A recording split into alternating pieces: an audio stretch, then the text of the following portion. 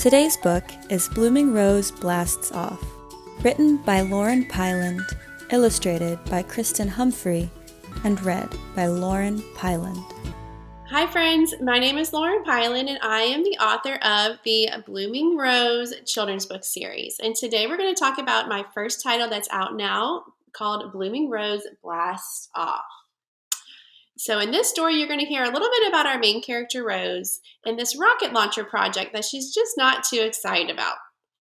So you'll see if she takes some hard work and some practice and some encouragement from her dad and her family and her friends on whether she learns how to soar or whether she tries to give up before she even starts.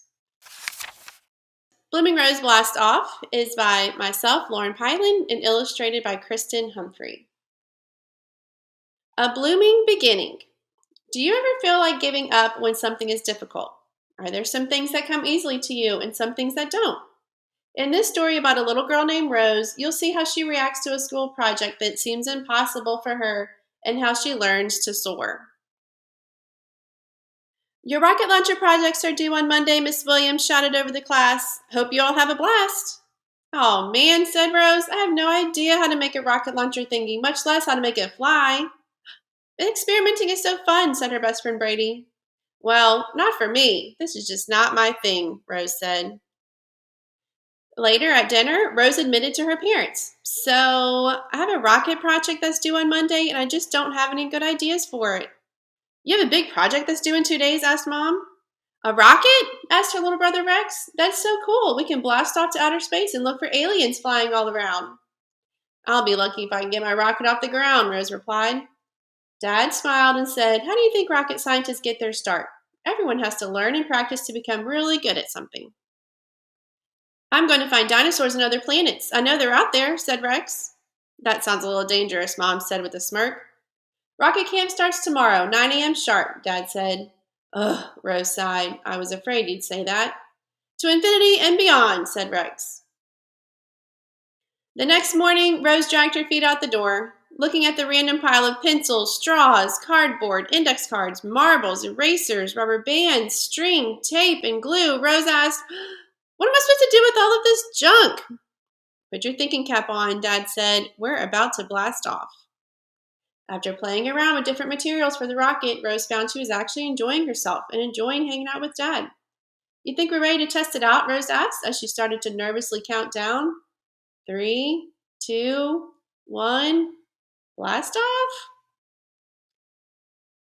They stared at the straw rocket that had landed at her feet. Oh no, now what will we do? Rose said. Anything worth doing is worth practicing, remember? Said Dad.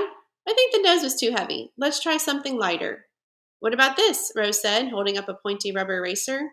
Won't know until we try, Dad said. I'm scared to let go, Rose said, with her eyes closed and ready for their second attempt. 3, 2, 1... Better, Dad shouted, but it went a little crooked. Well, a fish swims using its fins.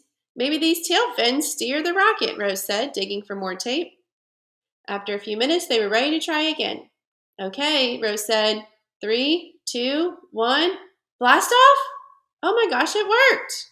That was stellar, said Dad. Let's do it again.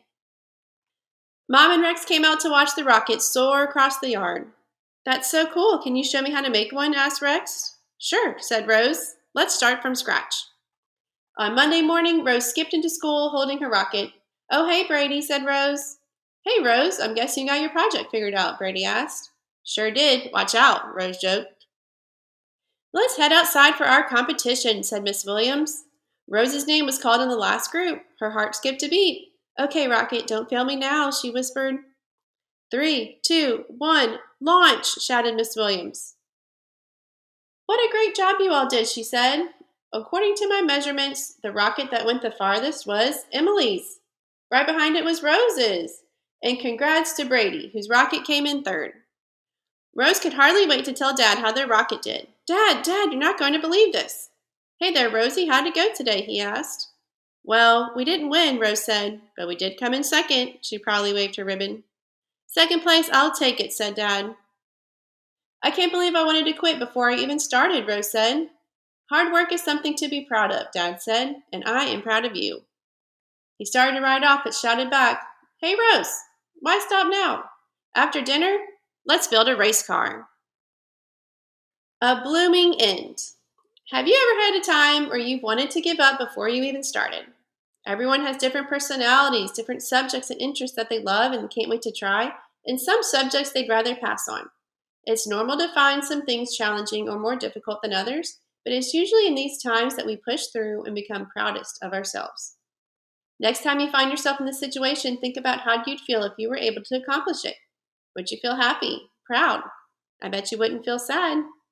Take your time to learn something new or try something different, and don't wait to ask for help. The result might just surprise you. So that was Blooming Rose Blast Off. Did Rose give up like you thought she would? Or did she push through and try her best? Have you ever felt like that sometimes where you think that something is just not your jam, that's just not your best interest, and that you really have to try hard and practice in order to succeed? We all do, and that's perfectly normal, and it's in these times that we can become proudest of ourselves. I hope you enjoyed our story today. We also have an academic bundle that goes along with this story, so you can have your teacher print that out and do some more fun exercises. I hope you enjoyed our story. See you guys next time.